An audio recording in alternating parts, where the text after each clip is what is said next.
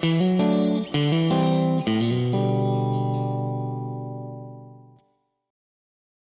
here's an interview I've been really looking forward to. Well, I don't use the word doyen willy-nilly, but I will with Ross Stevenson, who has become a broadcasting doyen here in Melbourne in particular, who is our very special guest, a passionate racing man. And Ross, welcome to the show, mate. It's great to chat racing with you. Well, nothing gives me more pleasure in life than chatting racing, I've got to tell you. It's a great love of mine, and I've grown more fond of it with every passing year. I don't know how you feel about it, but there is just something about it as an industry, a passion, a sport that just gets me. And I loved your recent series of a love letter to racing. Where did the love of racing start for you? Started with, and I think you're going to be speaking with Haim at some stage, with my mum. And, it was Hamish's mum who got him into racing, and it was my mum who got me into racing. She had a part-time job at the TAB in Church Street, Hawthorn, which is now part of the extended dining room of the Beehive Hotel in Hawthorn. Oh, hello. And you are of such tender years that I'll tell you what my job is, and my job was, and your head will fall off. And you could only collect a winning ticket from the agency that you bought it at. So, wow. Yeah, so you had to remember which agency you bought it at. They're all handwritten. So my mum would handwrite the tickets, and someone had to stamp the word Hawthorn on the back of every single betting slip, which was done with a thing this long that had Hawthorn on it 4 times. Yeah. So that you would turn the page and there were the backs of 4 tickets, and I would stamp Hawthorn 4 times, turn the page, stamp. And I did that for 3 hours every Saturday for $3 and a Kit Kat. So given that I got paid $3 and a Kit Kat and it introduced me to horse racing, do you reckon I'm ahead or behind? I was going to ask you about how the ledger is for the volatile investment portfolio known as the punt. We know we know what it is, Jason. I mean, we can fool ourselves from time to time. I saw a mate once that he'd been to the track, and I said, "How'd you go today?" He said, "I broke even." I said, "I'm sorry to hear it." Because, I always I treat it as a hobby, and if it cost me a few bucks, I never bet money that would worry me, would keep me awake at night. And you know what? I've got some young children. They've got a couple in their 20s who, one of them doesn't mind a bet, and I just tell him, mate, bet small to win big.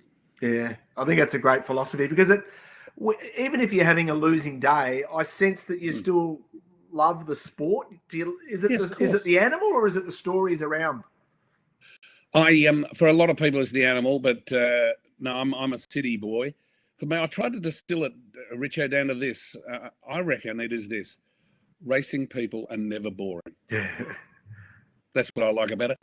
It's a game of chance. Yeah. How could it be boring? It's such a game of chance that, and I do love the people involved in it. I love the trainers. I've as you would have, grown friendly with many. I've grown friendly with Hazy and with Chris Waller in Sydney, and they're just interesting, funny people. And how do you take life too seriously if you're involved in racing? Yeah, it's such a great point. And you talked about the puzzle. There's no greater puzzle than the Lexus Melbourne Cup, isn't it? Is that the puzzle you try to solve every year? Yeah, for me, it's I've owned a few horses, only one of them remotely good, and that's the race I'd like to win. I mean, there are all sorts of. On That's Racing a couple of weeks ago, we interviewed Brendan McCullum, the New Zealand cricketer, and I just loved him as a cricketer. And I asked him what race in the world he'd most like to win. He said the Cox Plate. And I asked Hamish, what is it for you? And he said the Cup. And for me, it's the Cup. It's so unique, isn't it? It's hard to find the winner. How's your strike rate from a punting put scenario in the Cup?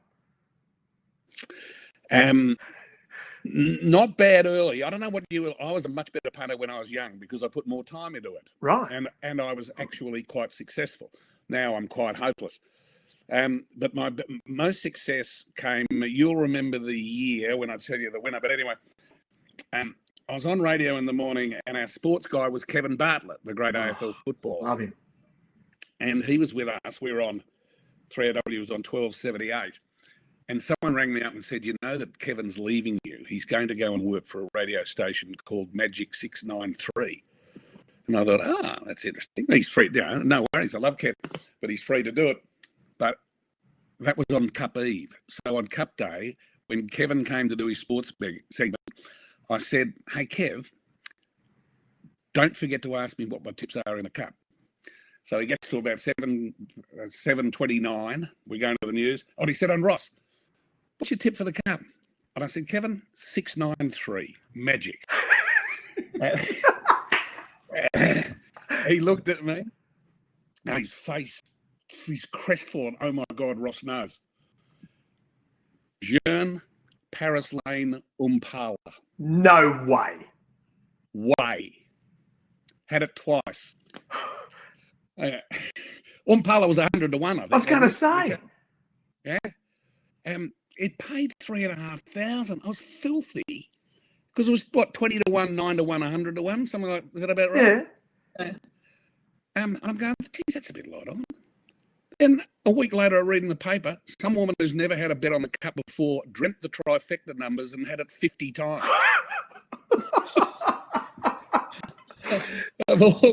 So I was lucky, but unlucky, but really just lucky.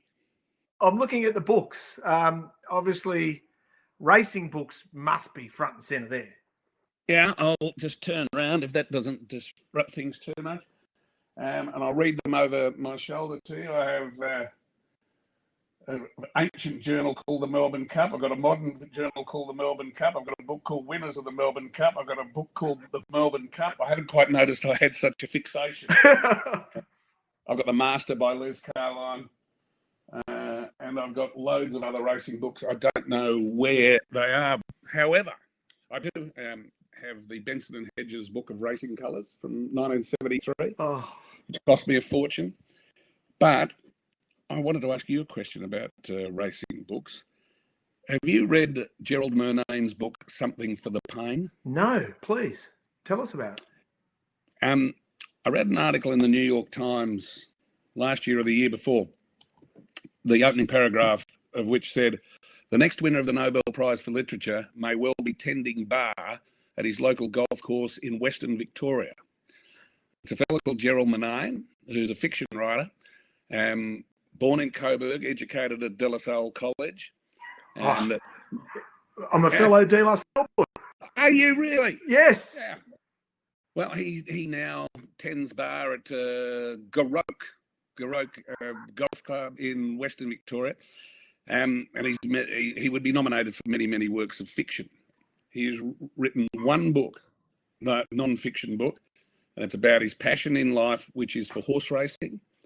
And it's called Something for the Pain, and it's a collection of stories about his time in horse racing. It is absolutely brilliant.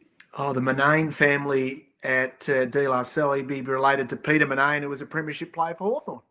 Yeah, and how many games did he play for Hawthorn to win 2 premierships? I'm going to say 40.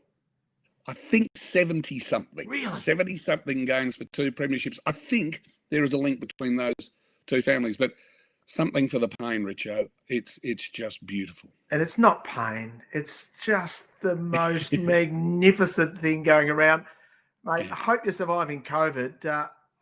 Give me one scenario. I'll give you a choice. You can come out of COVID. You can sit at the MCG with a nice beer watching your favourite team, or you can sit trackside at Flemington. Pick us. Well, I have a deep and abiding love of Flemington. I've said to people during lockdown, if you gave me a choice between horse racing stopping and football stopping, I would pick football stopping every single time. I love footy. Absolutely love my footy.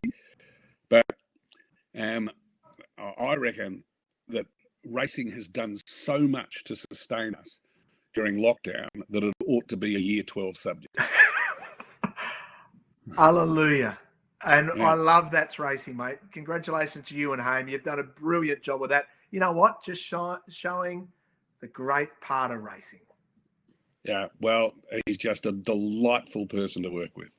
Hey, Ross, a great pleasure chatting to you, mate. We could do this for hours, but I know you've got more important things to do, but keep up the passion for racing. Cheers, Richard. Good on you, Ross. Thanks, mate.